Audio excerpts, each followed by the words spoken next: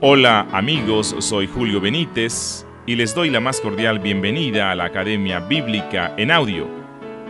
En este espacio compartimos con ustedes las claras enseñanzas doctrinales de la Palabra de Dios que tienen el poder de producir vida abundante para todo aquel que se deleita creyendo y viviendo conforme a la voluntad de Dios.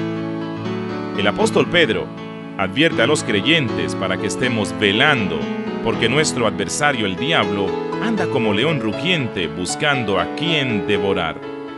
A través de esta serie de estudios, estaremos analizando la enseñanza de las Sagradas Escrituras respecto a la lucha espiritual que enfrenta el creyente ante Satanás. Sean todos bienvenidos. En el programa anterior estábamos estudiando respecto a la naturaleza de los ángeles y concluíamos que la Biblia nos presenta a los ángeles como seres puramente espirituales, usando para ellos la palabra neumata o neuma, que significa viento o espíritu. Y estábamos viendo un último pasaje, que es Efesios capítulo 6, versículo 12, en el cual dice: porque no tenemos lucha contra sangre y carne, sino contra huestes espirituales de maldad en las regiones celestes. También Hebreos capítulo 1, versículo 14, dice: ¿no son todos espíritus ministradores enviados para servicio a favor de los que serán herederos de la salvación? Bueno, aquí habla de los ángeles buenos, de los ángeles santos, pero también se dice que ellos son espíritus, neumas. Un comentarista cristiano, Charles Hodge, en su teología sistemática, dice que la relación de los ángeles con el espacio es descrita como una ilocalitas, no ubicuidad u omnipresencia, por cuanto los ángeles están siempre en algún lugar y no en todas partes en ningún momento determinado. Pero los ángeles no están confinados al espacio de una manera limitada como lo están los cuerpos humanos y los cuerpos terrenos, y pueden pasar de una porción de espacio a otra porción. Pero todavía quedan algunas dudas por resolver relacionadas con algunos pasajes de las Escrituras que hablan de la apariencia física de algunos ángeles. Como en la Biblia encontramos las descripciones simbólicas de Apocalipsis, las descripciones simbólicas de Ezequiel, o las apariciones que hicieron a muchos personajes bíblicos. Pero, apreciado oyente, si analizamos con seriedad cada uno de estos pasajes, es imposible llegar a la conclusión que ellos enseñen la corporeidad de los ángeles. Debemos recordar que una de las normas de la interpretación correcta dice que los pasajes claros deben interpretar a los oscuros y no a la inversa. Es decir, sería incorrecto pretender interpretar los pasajes claros de la Escritura usando pasajes oscuros. Ya hemos visto que la Biblia claramente enseña la no corporeidad de los ángeles y demonios, llamándoles espíritus. Y voy a mencionar otros pasajes, por ejemplo, el Salmo 104, versículo 4, dice: el que hace a los vientos sus mensajeros y a las flamas de fuego sus ministros. Mateo capítulo 22, versículo 30, el Señor Jesús dice: porque en la resurrección ni se casarán, ni se darán en casamiento, sino que serán como los ángeles de Dios en el cielo. Un comentarista cristiano, nuevamente vuelvo a remitirme a Charles Hodge en su teología sistemática, al respecto dice: esta doctrina escritural, universalmente recibida en la Iglesia, se opone a la teoría de que los ángeles eran emanaciones efímeras de la deidad. Se opone también a la teoría gnóstica de que eran emanaciones permanentes o eones. Y se opone a la postura racionalista que niega ninguna existencia real y que atribuye las declaraciones escriturales respecto a los ángeles bien a supersticiones populares adoptadas por los escritores sagrados en su acomodación a las opiniones de la época, o a personificaciones poéticas de los poderes de la naturaleza. Esto es lo que dice Charles Hodge. Apreciado oyente, también es importante que tengamos claridad sobre las capacidades racionales de los ángeles, pues en esto ellos son superiores a los hombres. Los ángeles tienen capacidades racionales superiores a las capacidades racionales de los hombres. Dice Jesús en Mateo 24:36, pero del día y la hora nadie sabe, ni aun los ángeles del cielo, sino solo mi Padre. Aquí Él está poniendo a los ángeles del cielo con una gran capacidad de conocimiento. Pero Él dice que a pesar de esa gran capacidad de conocimiento que los ángeles tienen, ni aun ellos saben el día y la hora del regreso de Cristo. El segundo libro de Samuel, capítulo 14, versículo 20, dice: pero mi Señor es sabio, conforme a la sabiduría de un ángel de Dios, para conocer lo que hay en la tierra. Los judíos entendían y comprendían que los ángeles son seres muy sabios. Y el apóstol Pedro, en su segunda epístola, capítulo 2, versículo 11, dice esto: mientras que los ángeles, que son mayores en fuerza y en potencia, no pronuncian juicio de maldición contra ellas delante del Señor. Así que, de la misma forma que el conocimiento de los ángeles es superior al conocimiento de los hombres, su poder, el poder de los ángeles, es muy grande. Es un poder muy grande tanto sobre la mente como en la materia.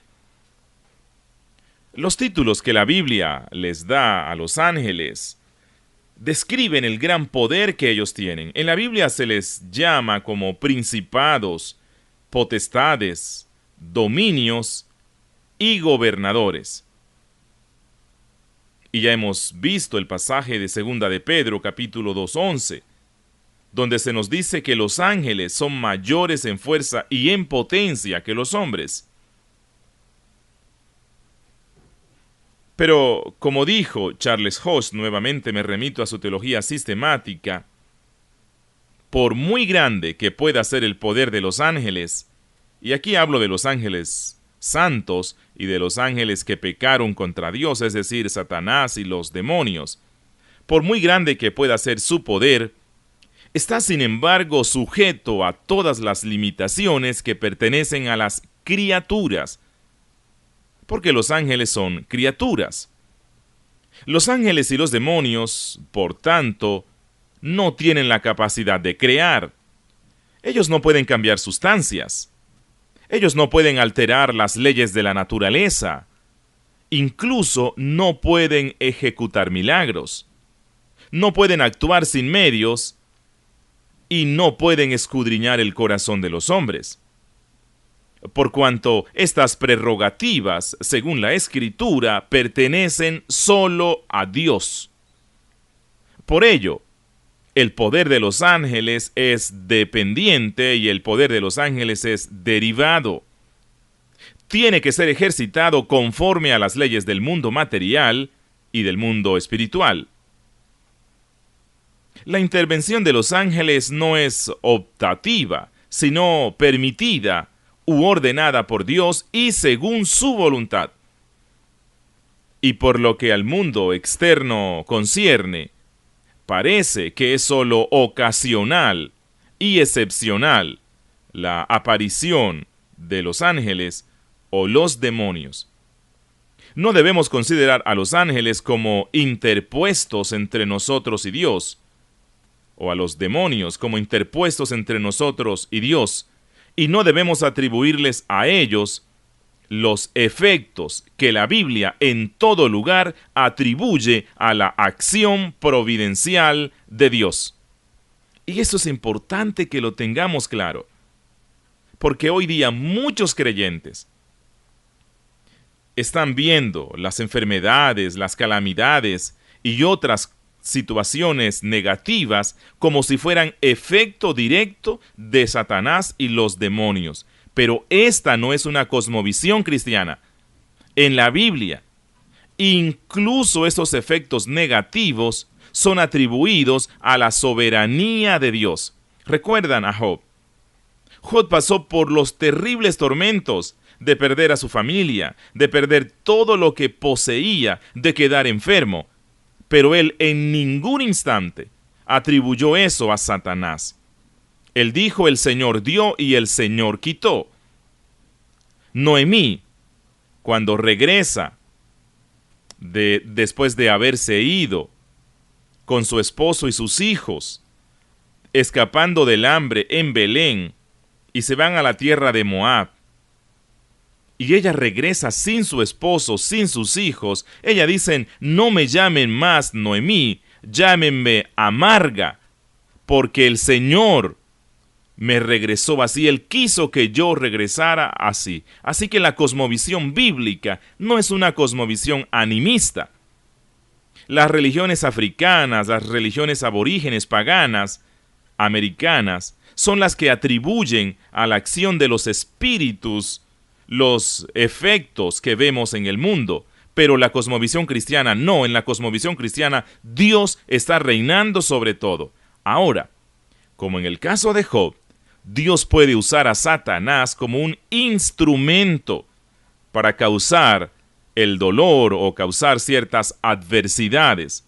Pero nunca jamás el creyente está viendo a Satanás detrás de todas las cosas que suceden, sino que él reconoce la soberanía y el gobierno de Dios. En un capítulo posterior vamos a estar analizando cómo las Escrituras nos presentan a los ángeles y demonios al servicio de la voluntad soberana de Dios.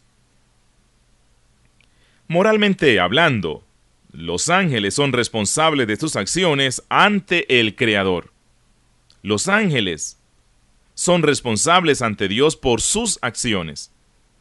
En la Biblia se nos habla de los ángeles santos y también se nos habla de los ángeles pecadores. Por ejemplo, en Mateo capítulo 25, versículo 31, Jesús dice: cuando el Hijo del Hombre venga en su gloria y todos los santos ángeles con él. Así que aquí habla de ángeles que moralmente se han mantenido en obediencia a los principios de Dios. Se mantienen apartados del pecado. Hechos capítulo 10, versículo 22 dice: Cornelio, el centurión, ha recibido instrucciones de un santo ángel. Aquí nuevamente se nos dice de un ángel que está apartado del pecado, que moralmente se ha mantenido responsable en obediencia a los mandatos del Dios Santo. Apocalipsis, capítulo 14, versículo 10 dice: será atormentado con fuego y azufre delante de los santos ángeles y del Cordero. Pero en Juan 8:44 se nos habla de aquellos ángeles que han pecado contra Dios. Y a causa de su pecado, ya se les da la designación de demonios. Dice: respondieron entonces los judíos y le dijeron: ¿no decimos bien nosotros que tú eres samaritano y que tienes demonio? La palabra demonio aquí implica que estos ángeles han pecado contra Dios, es decir, que moralmente fueron responsables delante de Dios y sufrieron las consecuencias de su pecado. Lo mismo se nos enseña en Primera de Juan, capítulo 3, versículos 8 al 10. Dice: el que practica el pecado es del diablo, porque el diablo peca desde el principio. Para esto apareció el Hijo de Dios, para deshacer las obras del diablo.